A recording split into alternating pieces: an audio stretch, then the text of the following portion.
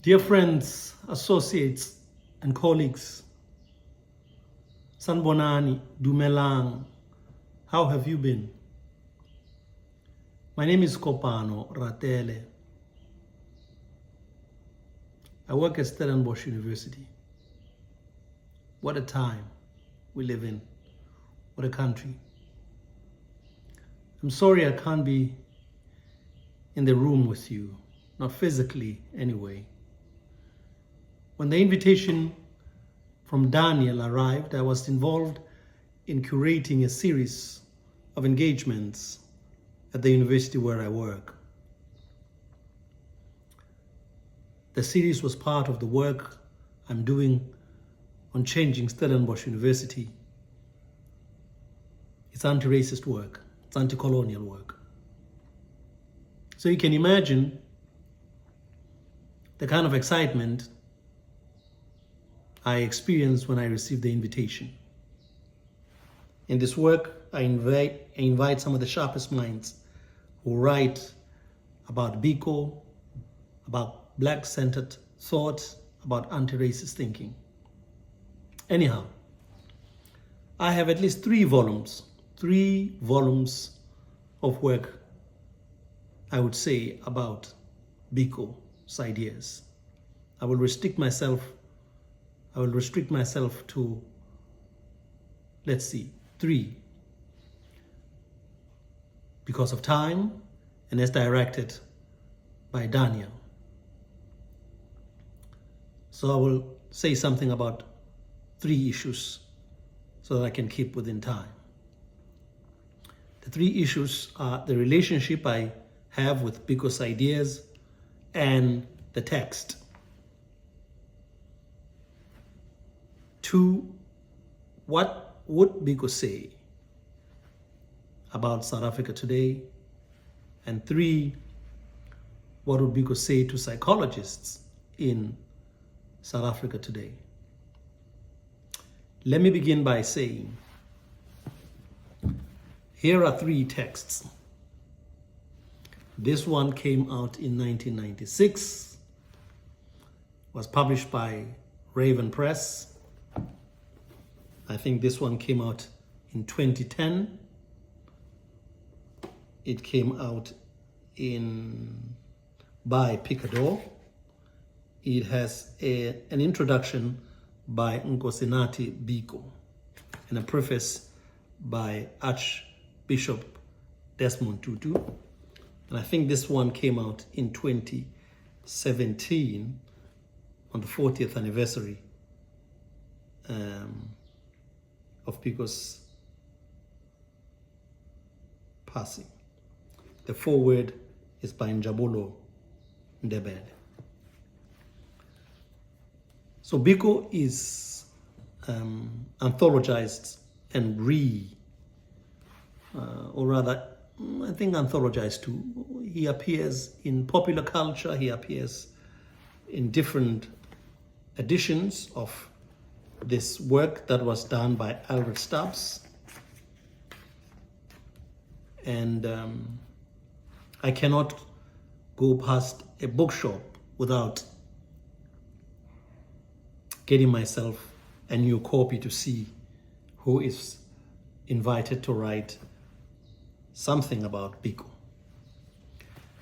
It is also an indication about the relationship I have with Biko's ideas as contained in these books. One of the things I want to say about this is, even though I read and reread and live with Biko, I was surprised the other day when I started to think of one concept among many. But this concept is the concept of the envisaged self. I suppose I had not thought enough, or I have forgotten what I had thought since I became acquainted with Biko's thought about what he meant by the envisaged self. So here's a question to you all, colleagues, associates, students who are listening to this, is what do you think Biko meant when he said the envisaged self. This is what I think, or where I think I have been wrong. I thought in the future, so Biko is writing in the late 60s and 70s, and I had thought that in the future you would have this emancipated black subject. The black self will be emancipated. It strikes me that I am restricting Biko, actually. Biko was not thinking about race in a free country. And you can see it throughout the text. What he said. Biko is thinking of this, we shouldn't say a post-racial self, but he's thinking of this free self. And this self is beyond race, has managed to overcome the restrictions of race. So if you will, they don't have a color. And I want to leave that with you.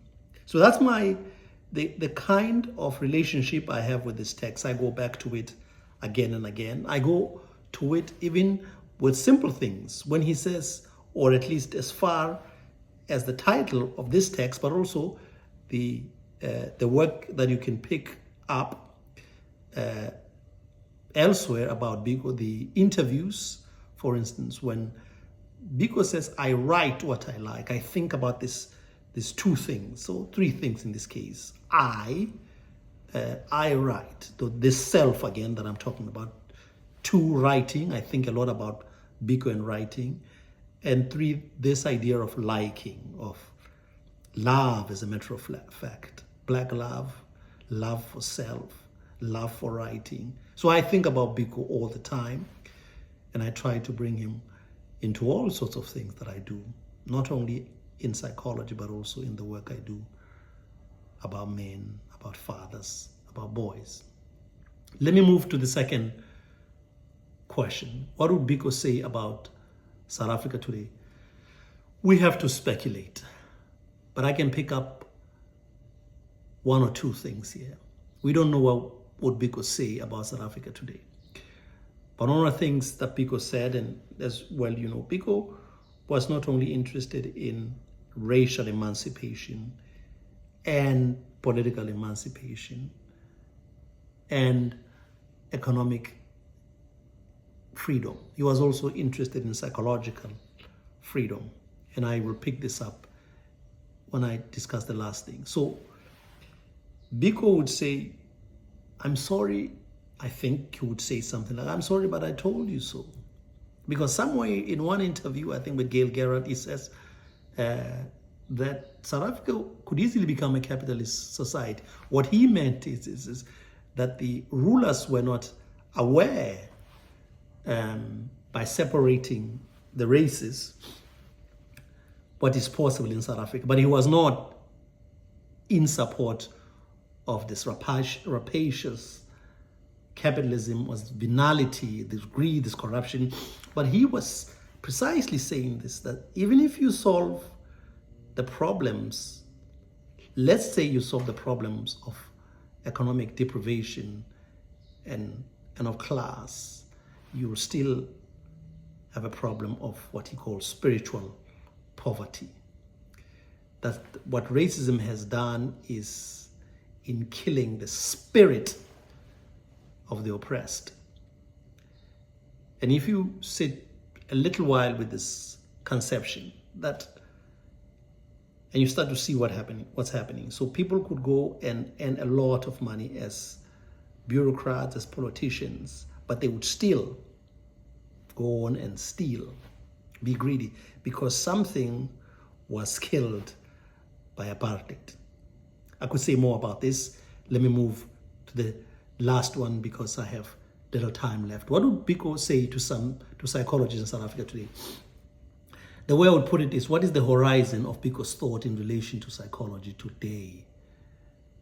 How can we put Biko's thought in therapy rooms, in lecture halls, in research in psychology today? One of the things Seth Cooper and I have offered, and I have gone back to it recently, is what we call Black conscious psychology. Not just Black psychology, but a Black conscious psychology. This is psychology that centers black experience. This is what Mangani was saying at the beginning of his book, Being Black in the World, a psychology of black experience. But I would say a psychology that takes black experience, the black trauma, the traumatization of black people, and takes that and says, we will remake the psyche of South Africa by remaking the black psyche. But clearly apartheid, I must say this, and this we tend to miss, apartheid did not just mess up black people. It did something to white people. And if you use Biko's thought, if you think clearly about where I started about the envisaged self, what Biko offers to white people, just as he offers to black people, it says, you have to get over this love of supremacist whiteness. This is where I will stop. Thank you very much.